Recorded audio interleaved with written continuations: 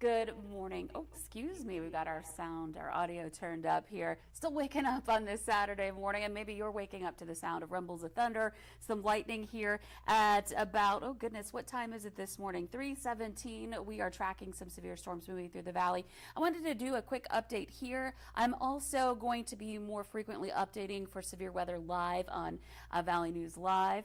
So please tune in. You can do so on your TV, but also on the VNL weather app, or excuse me, on the VNL News app and on valleynewslive.com. Just click on live stream and you'll watch the same thing you're getting on TV if you're away from your television, and you can get those updates from me there. And of course, your VNL weather app, a great tool to stay up to date on severe weather as well. So again, I am tracking storms moving through the valley behind me here. I've been watching our sky cam. This is our view here in Fargo as we're looking westward. From time to time, there goes a flash of lightning. We're seeing those storms approach and more warnings being issued as the morning goes on. So let's see what we've got going on here on our radar. If we can get the radar to advance, there we go. You can see that we've got a large area of rain and thunder in eastern North Dakota, especially along Highway 2 and points north. And there's a segment of this area that's looking more severe. It's rolling to the east. It may be producing some damaging wind gusts with it as well. I'm going to just take that view full screen so you can get a better view of it here. But we are looking at the lightning associated with this quite frequent, so I don't have the lightning data turned on because it would cover up the radar. But it's definitely producing some decent lightning. We saw that on our sky cam just a couple of moments ago.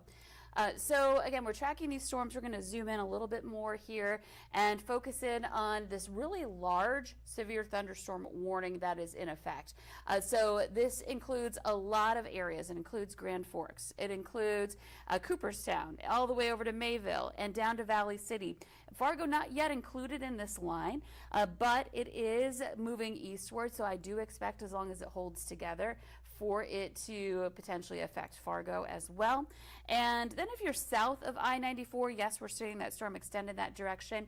And from time to time, I am seeing it move its way or see some development in the southern end of that line here. It kind of weakened as it developed. So we'll see if it resurges here. But if you're in the Southern Valley, don't rule out the fact that right now we might not be seeing much there, but it may redevelop as that line moves to the east. So again, this warning is in effect until 4 a.m. We're looking at damaging wind gusts to 60 miles per hour and hail that's not quite severe at this point, at least in the warning. I'll check on that here in just a moment. But we're also looking at, let me get my tool to zoom out a little bit more and move the camera view. We're also, again, looking at that possibility for some heavy rain, and again, gusty winds going to be our greatest concern. This is moving to the east, if I haven't said that already, moving to the east at about 50 miles per hour, so it's racing.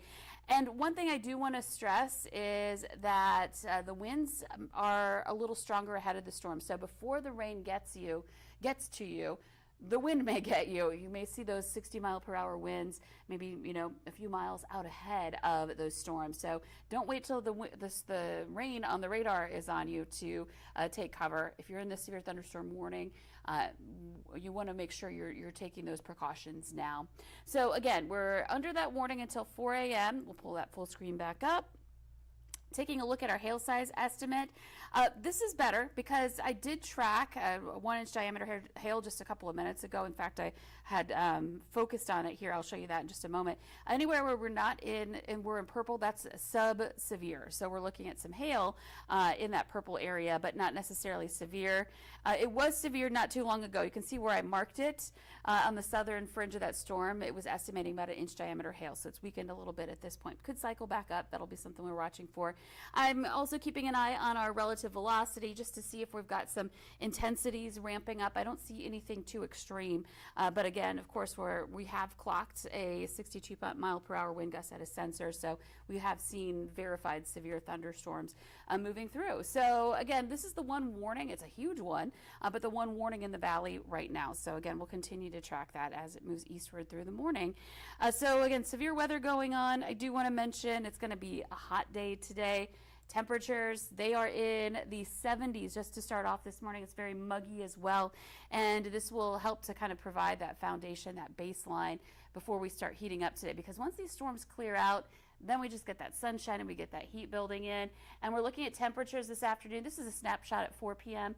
into the mid to upper 80s, near 90, and our heat index values, that's the number on the right here, close to 100, 99 in Wahpeton. So be prepared for the heat and the humidity coming up for this afternoon.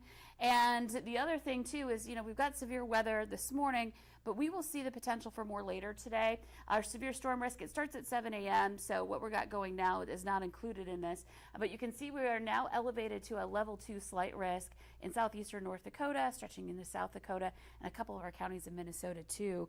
And then surrounding areas in a level 1 marginal risk. So just about everybody under a risk for severe, with that focus in southeastern North Dakota for later tonight.